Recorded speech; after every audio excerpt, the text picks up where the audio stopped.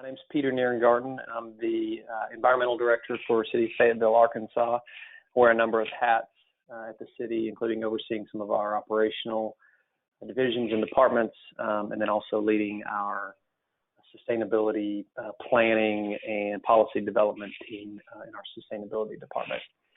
So just a little quick orientation on Fayetteville. For those who don't know who we are or where we're located, we're in the northwest corner of the state of Arkansas, one county over from Oklahoma, two counties down from the state of Missouri. Third largest city in the state of Arkansas, home to the University of Arkansas, which is the flagship educational institution for the state. We're a fast-growing community and pride ourselves in being welcoming, affordable, progressive, bicycle friendly, and a great place to live. More recently, similar to probably almost every other community in the United States, we've got business closures, school closures, university closed, people working from home, social distancing, masks, and are all the norm currently in Fayetteville as we also deal with the COVID-19 epidemic. And similar to a lot of other local governments across the country, we're also seeing and or anticipating huge impacts on local government programs as well as local government revenue due to many of the changes that we've seen in terms of operations and business closures due to COVID-19. Prior to all of that, though, and continuing even through the epidemic, a big focus for the city has been on climate action. And as was mentioned in my introduction, I led the city's development and ultimate adoption in January of 2018 of the city's first energy action plan. That plan had an overarching goal of reducing the city's carbon emissions by 80% by the year 2050. It focused on carbon emission reductions in four primary focus areas. Those were buildings, energy supply, transportation, and waste. And then it included a cross-sector goal area. And there's several, as you can see on the slide, several additional goals, sub-goals, and actions built into each of these goal areas. One example of which is our goal of 100% clean energy for city government operations by the year 2030. And I'll share with you a project that we recently completed that goes a long ways towards doing that. But what I want to focus on today is mainly a snapshot of how COVID-19, which is definitely an extreme event, extreme shock to our systems, is already impacting our work to implement the Energy Action Plan and impacting other elements of city government operations within Fayetteville. So one of the first areas of significant impact was in our waste diversion area. So again, that's one of the four primary goal areas of our Energy Action Plan. We were targeting 40% waste diversion goal by the year 2027. We sit at about a 20% waste diversion right now, so we wanted to double that. In that Energy Action Plan, we were striving to increase access for businesses and multifamily for recycling. We wanted to launch and do a better job of composting food waste, and then we wanted to focus on capturing construction and demolition waste. Direct result of the COVID-19 impact has been a suspension of our curbside recycling program for a number of reasons. We do a curb sort recycling program where our drivers sort the recyclables at the curb into the truck from each resident. We had strong concerns about employee exposure on contaminated recyclables and then the potential for community spread as a driver goes down the street from house to house as reasons for doing that, even though it was very painful for us to suspend that service. And we have, as part of new programs, we've launched 4 additional drop-off recycling locations for our residents to take those recyclables to, since they're not currently being collected curbside. But consequently, we've seen about a 4-fold reduction in the amount of recyclables that we're collecting in the past 3 weeks since we've implemented this change. We've also seen significant cuts in or reductions in particularly in the commercial sector and service that our businesses are asking for. So that has consequently reduced revenue coming into the division. We've seen a big drop in the commercial food waste that we collect with all of the restaurants that have been shuttered or furloughed across the community. One interesting impact is a huge increase in compost sales. So our food waste that we were collecting, we bring that in, we mix it with yard waste, and we generate we produce a usable compost product. We have seen just a massive increase in our residents coming in and buying that food waste. We believe to deal with some of the food insecurity challenges that we envision the community seeing as this epidemic is moving forward. Also, another consequence of the epidemic has been a delay in terms of implementation of our styrofoam ban that was set to go into effect on May 1st. That's been delayed to July 1st. And we had single-use disposable bag legislation at City Council set to go to on a second reading on a meeting earlier in March, and that's also been delayed. I mentioned our new recycling drop-off locations. We've also launched a new food waste drop-off location to try and add to the amount of food waste that we're bringing into our program. In the transportation area, we had goals around reducing vehicle miles traveled. That's what VMT is, to 2010 levels. And then we also wanted to essentially double our bike, walk, and transit mode share to 25%.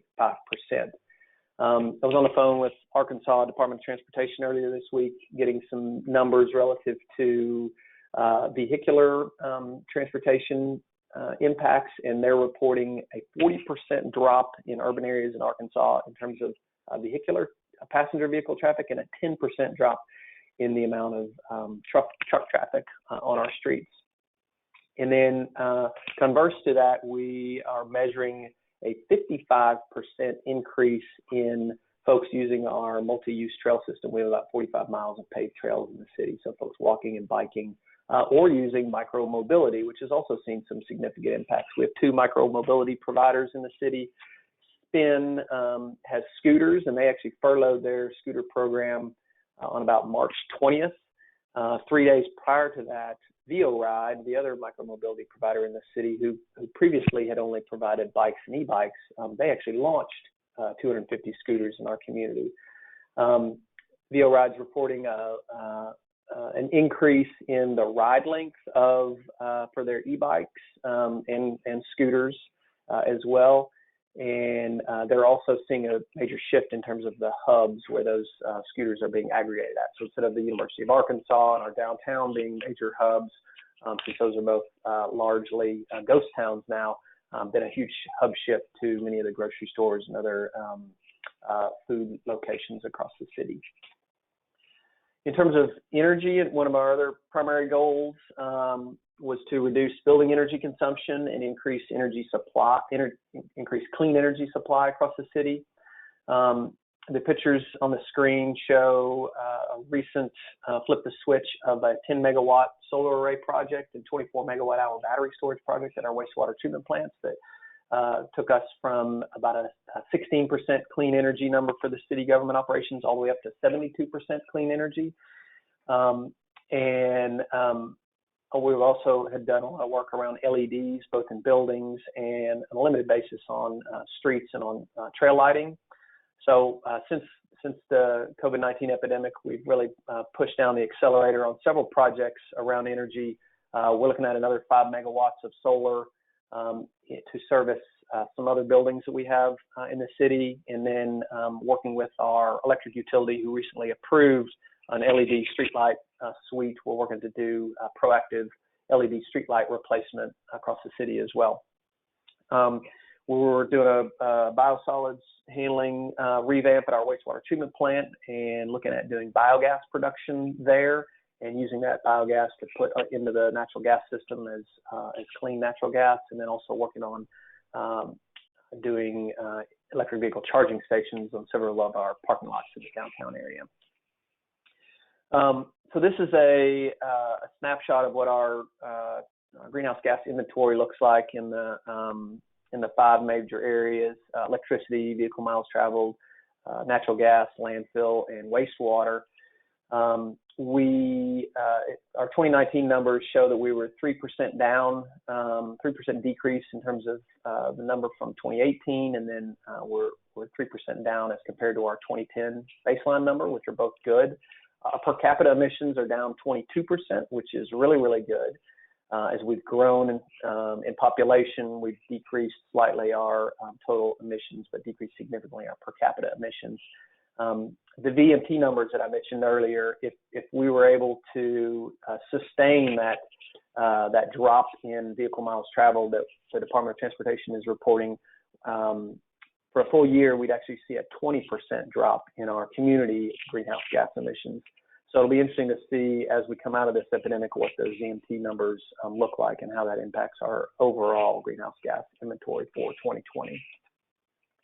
A couple other areas that I just wanted to touch on real quick.